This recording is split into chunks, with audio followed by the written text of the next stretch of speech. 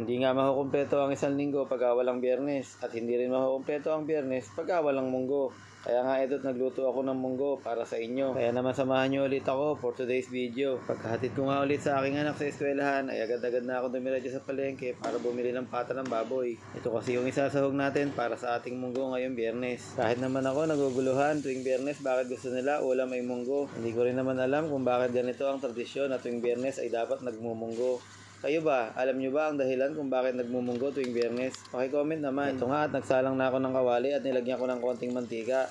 Isasalang nga natin yung pata hanggang sa mamula magkabila. At habang pinapupula nga natin yung bawat side ng pata, maghihiwa naman tayo ng mga sangkap. Meron nga akong biniling talbos ng ampalaya. Pwede ka rin gumamit ng bunga o kaya ng malunggay o di kaya lagyan mo na rin ng daon ng sili.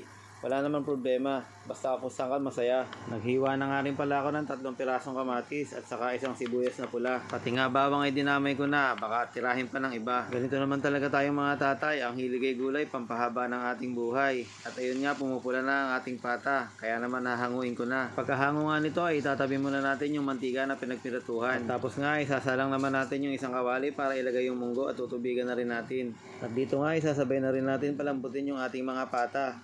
Diyan na sila malalamog hanggang mamaya pa. At hinalo ko na rin muna yung nakasalang naming goto. Meron nga pala kaming gotohan dito sa aming pwesto kung gusto nyong dumayo. Matatagpuan lang ito dito sa Barangay Siliban, Baliwag, Bulacan. Makalipas sa isang oras ay binuklat ko na itong pinapakulo nating munggo at pata. Sa tingin ko nga ay malambot na kaya ating hahanguin muna. At ibabalik ko na nga yung kawali natin kanina. At dito nga ay magigisa na tayo ng sibuyas na pula. At pagka nga yung sibuyas ay humahalimuyak na, it's time para naman yung bawang na. Mga 10 segundo mo nga lang itong hahaluin. Tapos ay ilalagay mo na yung mga kamatis na pulang-pula. Bago ko pa nga makalimutan, paki-follow naman yung ating Facebook page, paki-like mo na rin yung ating video. At wag mo na rin kalimutan i-comment kung taga saan ka. Para naman alam natin kung hanggang saan ba na nakarating ang video natin. At dahil nga may lugawan kami, kumuha na rin ako ng isang mangkok na tokwa. Kakaiba kasi yung lasa basta nilagyan mo ng tokwa. Lalagyan ko na rin ng siling haba, mga 4 na piraso lang, okay na. At titimplahan ko na nga ng 3 kutsarang patis para nga kahit papano may lasa-lasa na. At ibubuhos ko na nga yung pinalambot na munggo at pata. Palagay ko nga ay natatakam ka na. Pero wag kang mag-alala, mamaya-maya lang ito ay luto na. Ilalaho ko na nga pala yung mahiwaga nating pampalasa. At isusunod ko na nga yung ating durog na paminta. Medyo halo-haloin mo lang para nga magsama-sama na yung kanyang lasa. At pagka nga medyo lumalapot, wag mong kalimutang lagyan ng tubig na wasa. Mayroon nga rin palang 2 klaseng munggo, yung labo at saka yung linaw. Ang ginamit ko rito ay yung labo dahil sabi nila, yun daw ay hindi malabnaw pagka naluto. Nilagay ko na nga rin yung talbos ng ampalaya. Wala rin naman na kasi kung nakuhang malunggay kanina, kaya eto na lang pwede na. At sa mga oras na to, siguraduhin mo may sinain ka na.